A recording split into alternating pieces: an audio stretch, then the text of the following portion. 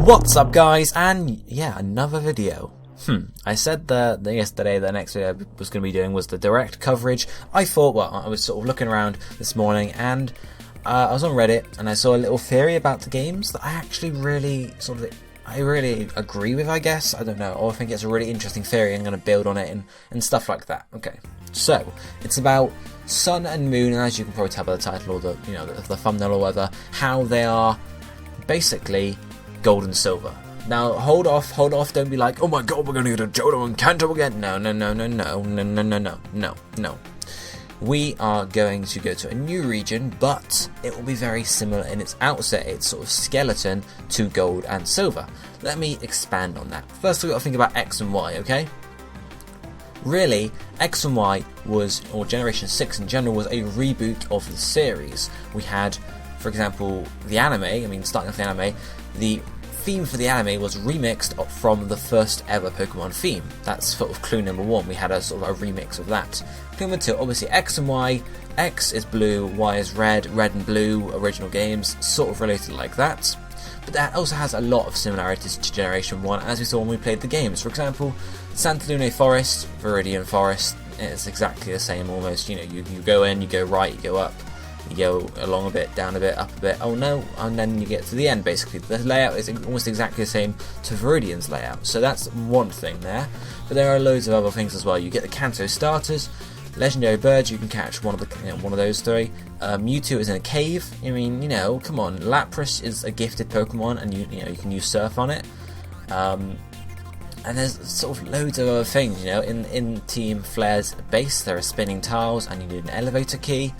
And then if you combine this with Zinnia's theory, or not theory, but sort of explanation in Oras, and something I've talked about in the past as Delta theory, being that there is a multiverse in Pokemon, and one universe is is red, blue, all the way up to black and white, and in this second universe where Megas exist, we have X and Y and Oras for the time being. We can assume any further games in the line are going to be in this second universe, I guess, because they are most likely going to keep Mega Evolutions in the game.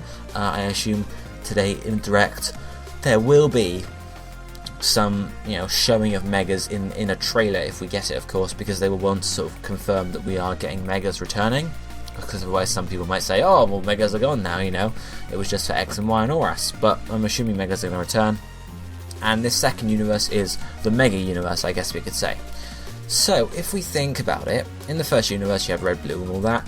If we assume that X and Y is the equivalent of red and blue in this generation, it was sort of the first games in the reboot of the generation, both red and blue, you get the Kanto starters, you get, the Kanto legendary birds, Mewtwo, etc, etc. There's a lot of, similarities, except it's just in a new generation, new region, but then again, Kanto, Kalos, KA is still there, so that's, there's a note at the end as well, but whatever.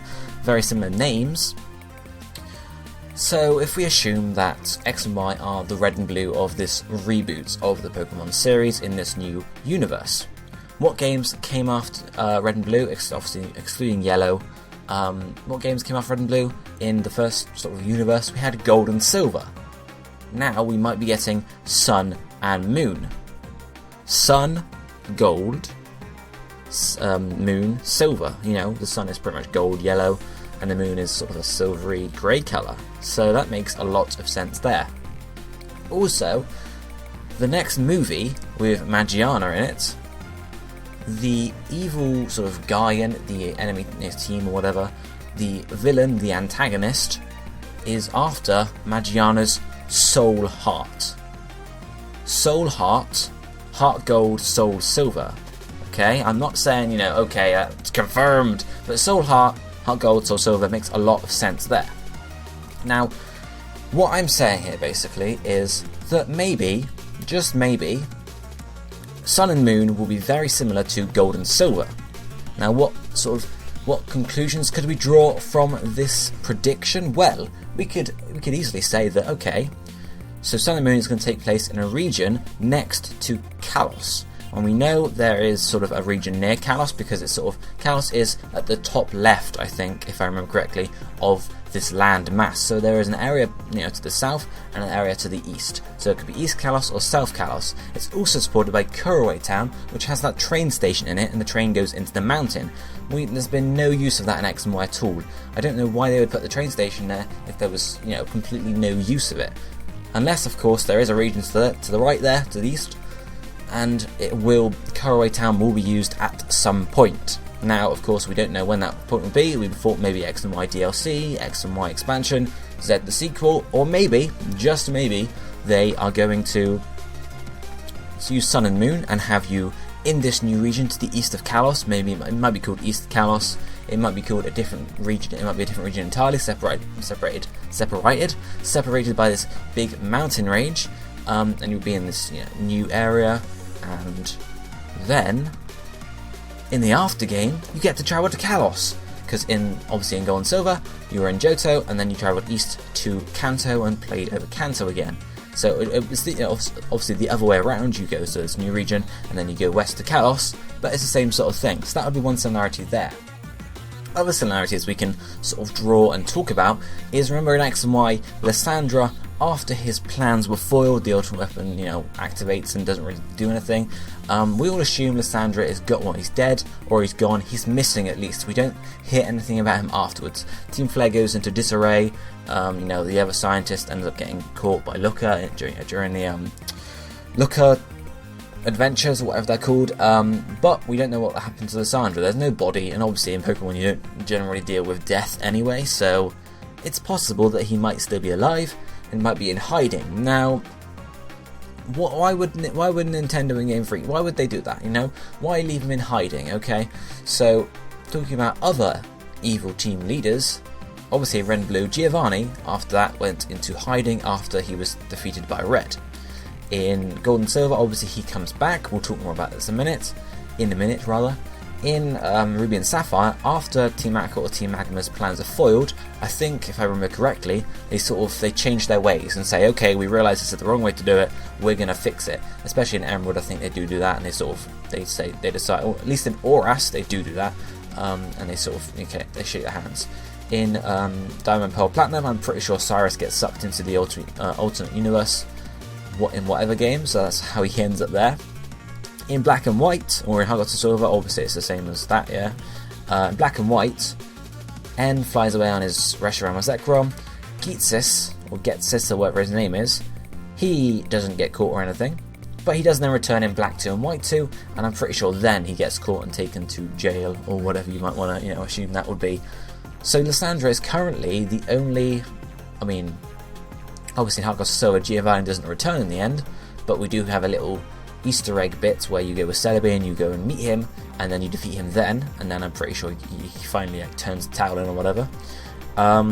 So Lysandre, apart from Giovanni, Lysandre is the only enemy team leader unaccounted for after his game. We don't know what's happened to him, so why would Pokemon Game Freak do that? Well, it's obvious, to bring him back in another game. Now we all assumed this would be Z, and thought, okay, Z would be the sequel to X and Y, so Lysandre's going to return and he's going to want Zygarde.